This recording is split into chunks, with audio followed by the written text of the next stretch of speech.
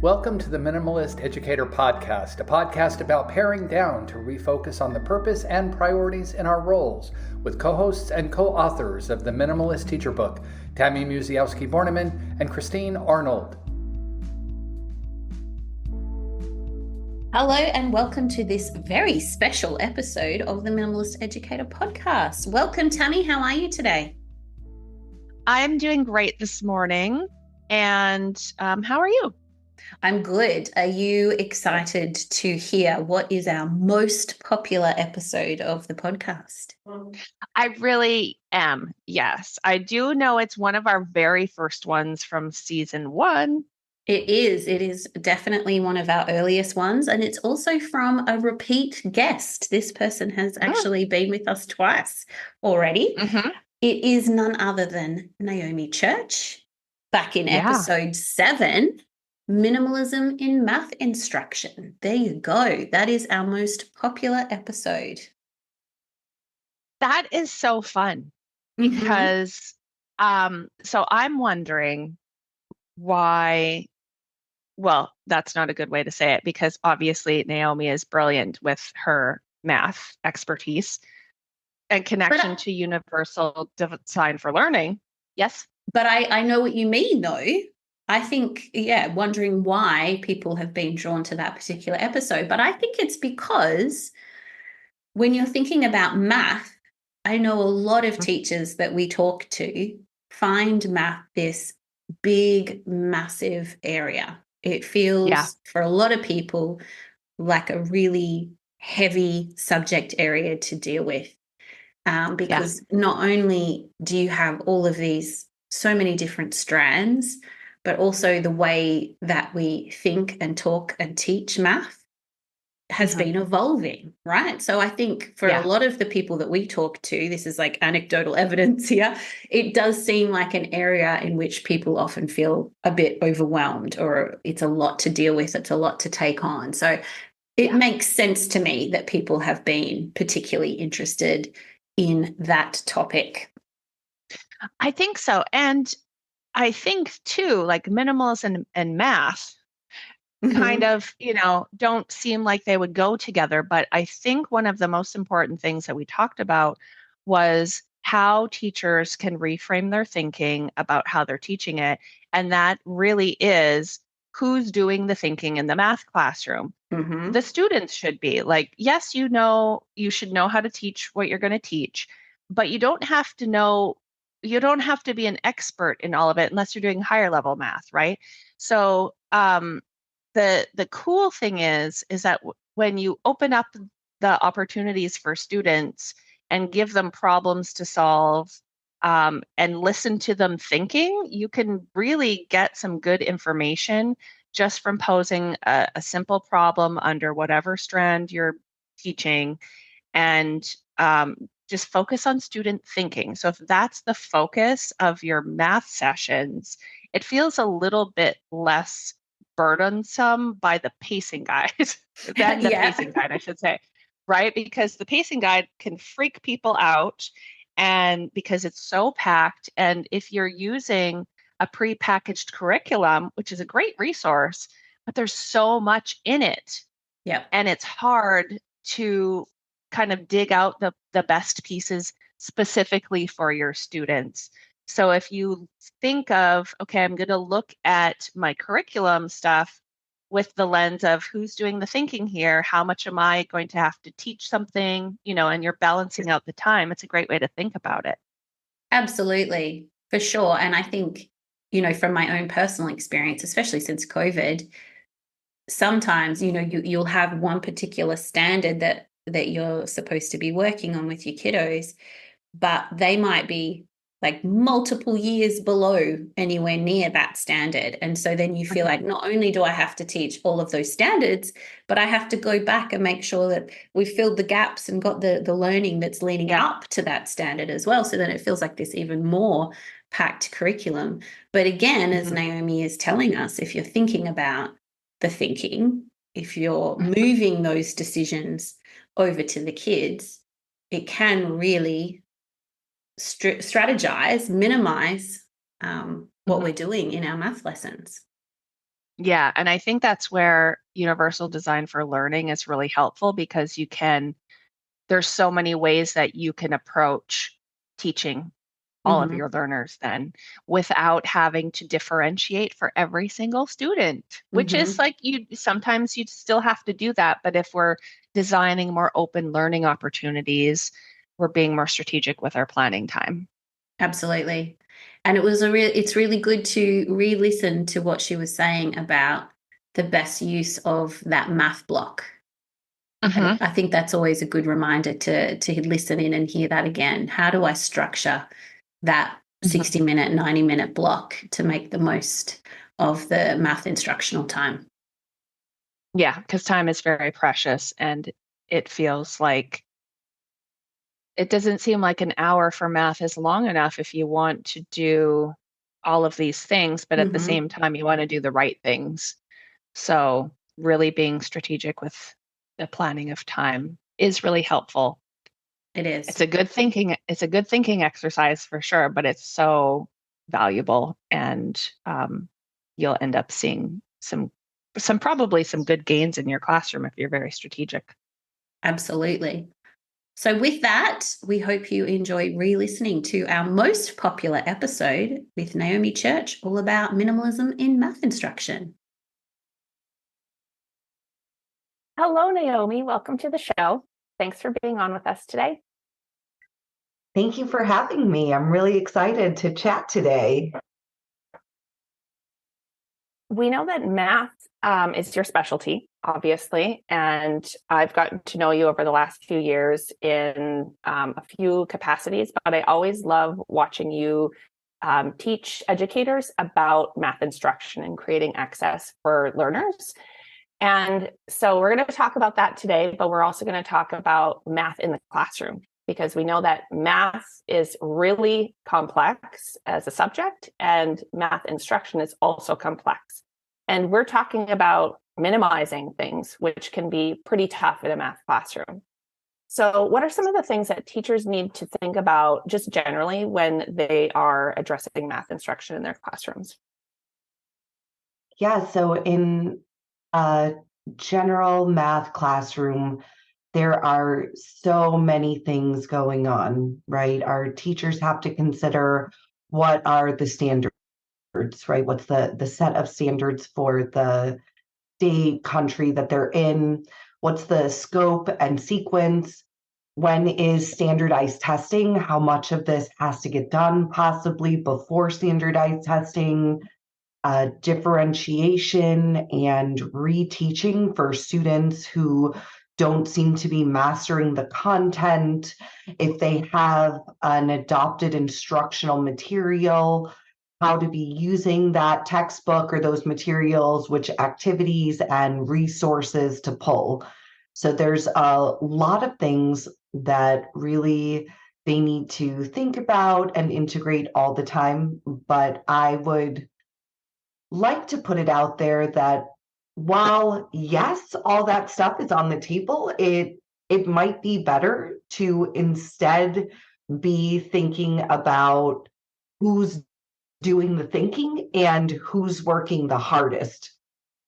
Right. So if we reposition it away from this laundry list of all of the considerations in math and change it over into within the math classroom, who's doing the thinking and who's working the hardest, it changes the way that we approach the math instruction. That's really valuable, because I know that I've been one of those teachers where I'm just thinking way too hard. I'm thinking more than my students. I'm doing more than my students.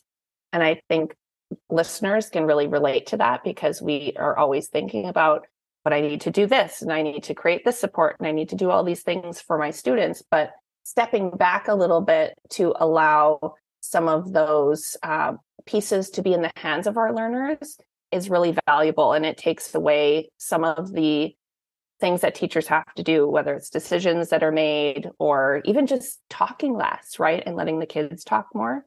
So can you talk a little bit about how how educators can, or what frameworks even that educators can think about or use or implement when they're trying to step back and just reduce a little bit of that, whether it's front loading or too much thinking for their students? For sure, yeah. The math instruction can certainly seem overwhelming when you're trying to pull in a million things at once. And I think that as we're talking about minimalism in math, we need to think about universal design for learning. So this is a framework that I am super passionate about. And at its core, it's really about creating expert learners that instead of teaching content to students, to anybody really, we're teaching them how to learn.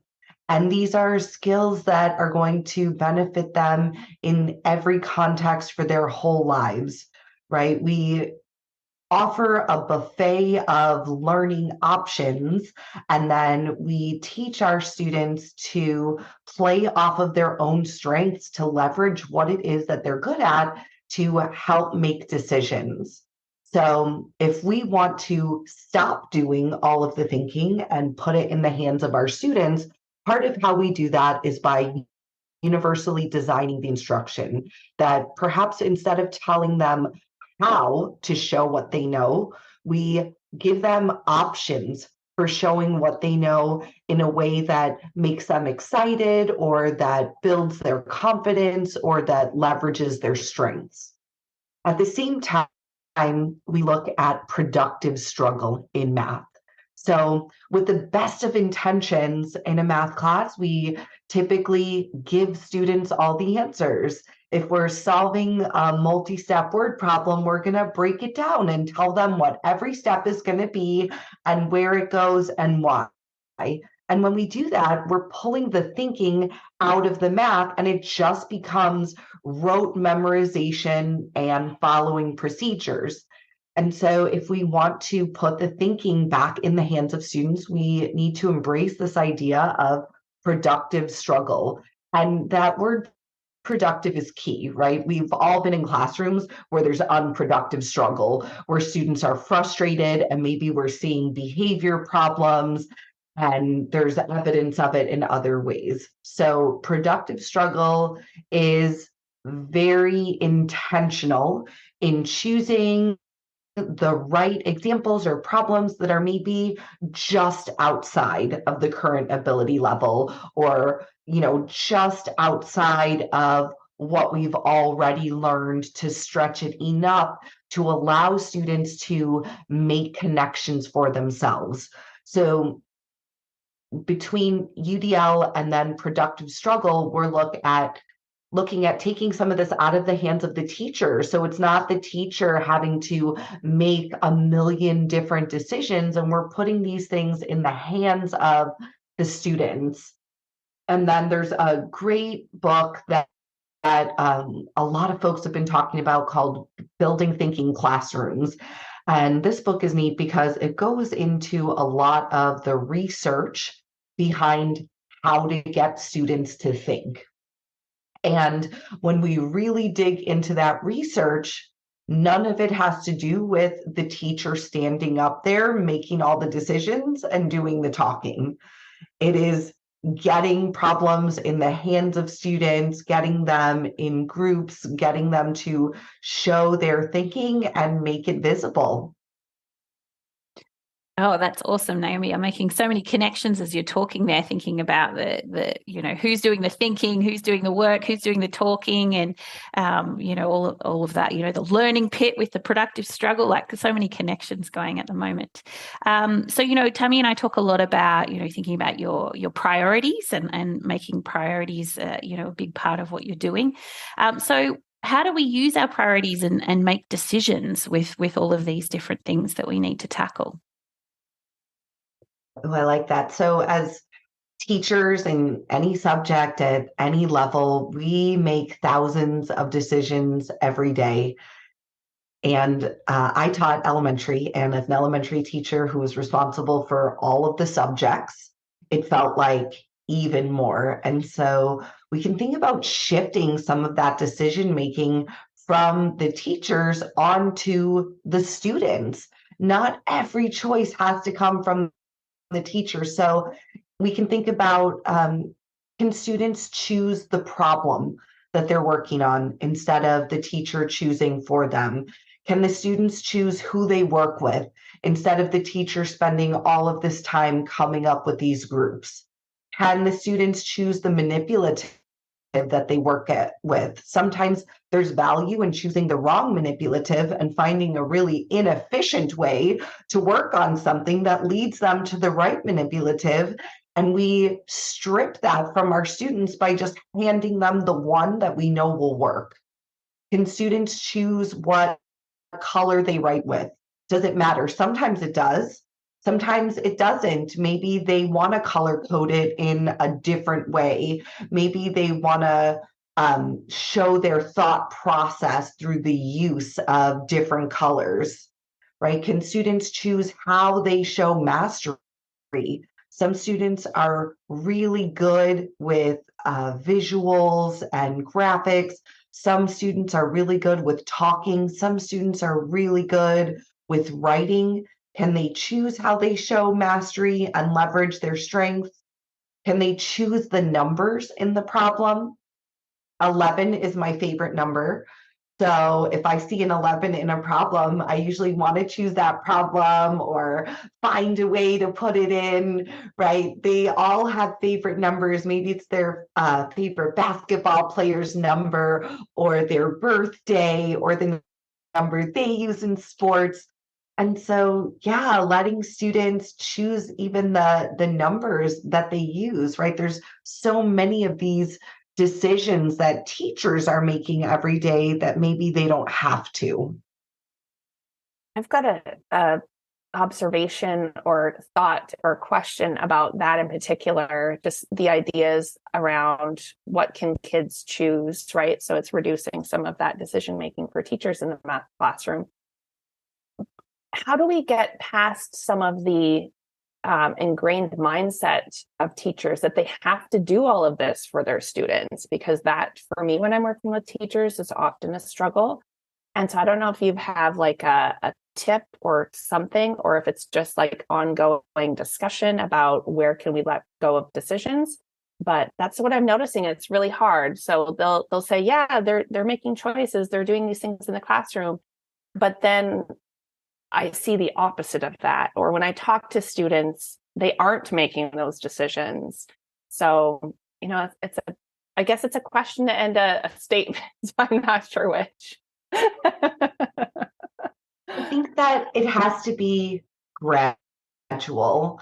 A lot of us who went into teaching, especially a lot of us who went into elementary teaching, I think are type A personalities, and we really like things organized. We like to have control over things. And I know personally in the classroom, it was really difficult for me to give some of these things up because then there's a whole lot more uncertainty. Look, when you leave things in the hands of 25, 6-year-olds, you never know what's going to happen, right? So yeah, it's not easy, and there's not going to be a quick answer that's like, oh yeah, just turn it all over. I think that it has to be gradual, and you have to start with decisions that you're willing to give up or that you're more willing to give up. Maybe it starts by you narrowing down the field to 3 problems or 5 problems, and then they can pick which problem they want to do from there. Maybe it's not a free for all, right? Maybe it's not an option of, I don't know, how do you think you can show me what you know in the best possible way? Maybe it's you can write an essay, you can make a video explaining it, or you can make a PowerPoint and the slides explain it. Maybe there's just 3 choices instead of unlimited choices, right? Maybe you can't handle kids writing in marker and then making mistakes and crossing them out.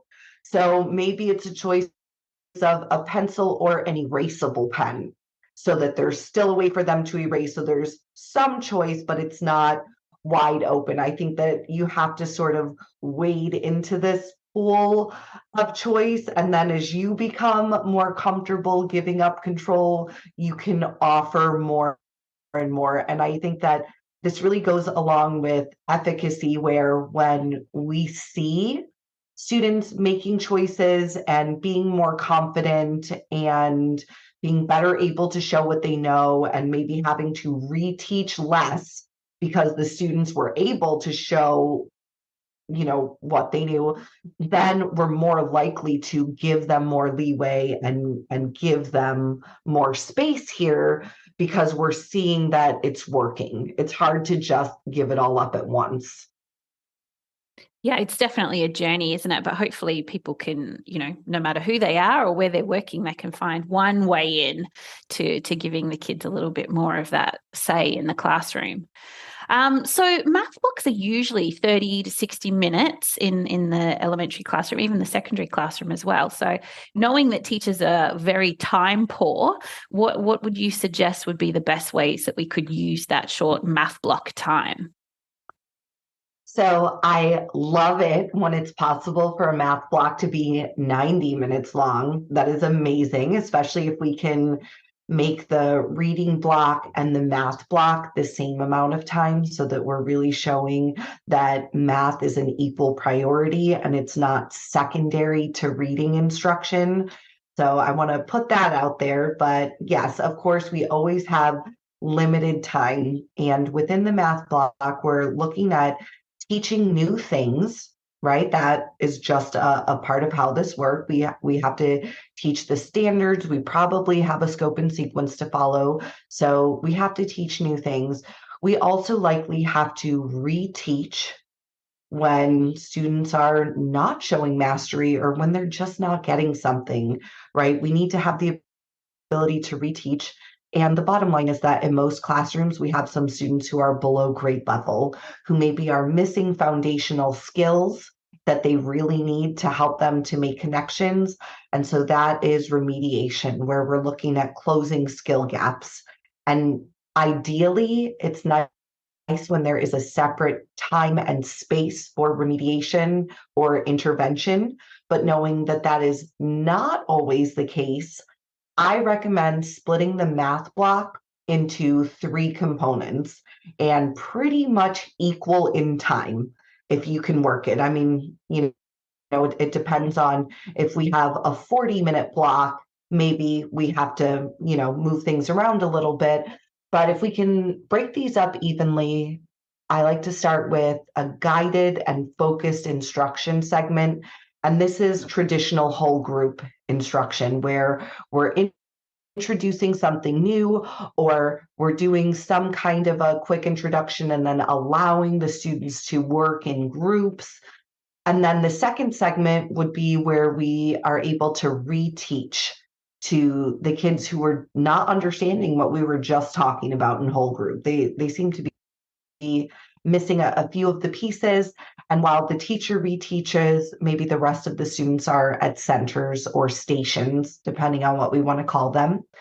And then in the third segment, we have a spot designated for the teacher to do remediation or intervention for students who have significant skill gaps.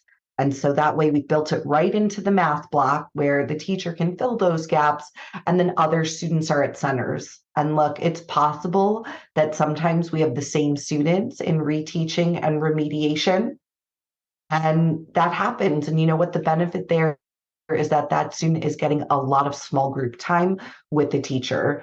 They're getting a lot more individualized instruction that is meeting their needs. And so if we look at splitting this up, and maybe we do this 4 days a week, maybe this is not the math block all 5 days a week. Maybe we just do this 4 days a week, and then we do something different on the last day. But this helps to ensure that we're able to get all of these key components in. And it also helps to make sure that we don't just use the entire time for whole group instruction of the teacher talking at the students. Because most likely, if let's say I split this into 15-minute segments, if the kids didn't get it in the first 15 minutes, they're probably not going to get it if you spent another 30 minutes talking at them.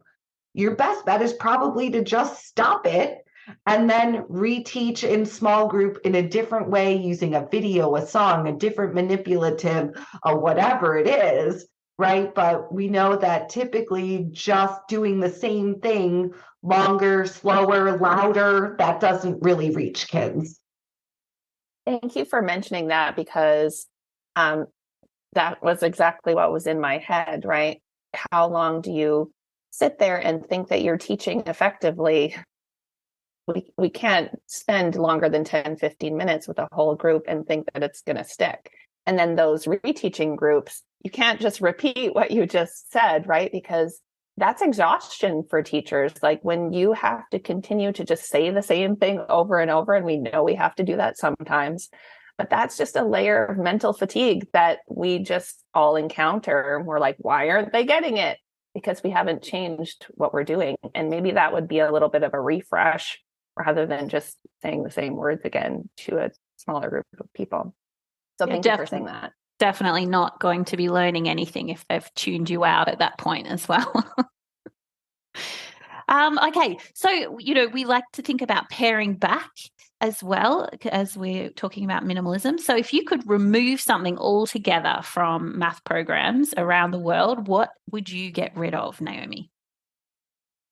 So a lot of math programs still include drilled fact fluency and timed testing, and we can definitely pull those out. There's been more research in the past decade or so that shows that that is not effective, that all of these components where we're essentially forcing memorization should be pulled out of math programs, because we know that when students memorize, it's getting stored into their working memory. And as soon as students experience stress and anxiety, especially if we think about testing anxiety, that working memory shuts down. And so they can't recall any of that stuff that they worked so hard to memorize. And so if we allow our students to do more of the thinking and to be more actively engaged, they're going to store things in different parts of the brain, and they will actually do better on these standardized tests and chapter tests than just forcing them to memorize it. And so when I talked about the math block, breaking it into these components, when the teacher is reteaching or remediating, the rest of the students could be at math centers. And that is a great time to incorporate fluency, that it doesn't necessarily have to be a separate thing that we do. And actually, sometimes when we make it a separate thing, students don't generalize that information and pull it over into the math block, especially students with disabilities can have a hard time generalizing that. So if we better incorporate it into the math block by making centers about fluency, then the centers are fun, engaging, they're working on a critical skill that everybody needs. And yeah, they're more likely to remember it when they need it. So there's a great book by Jenny Bay Williams and Gina Kling called Math Fact Fluency, and it is full of games. There's even a companion website where you can download some of these games for free. And so depending on the grade level and where you're at in the year, what your students need to work on with fluency, there's different games that address different aspects of it.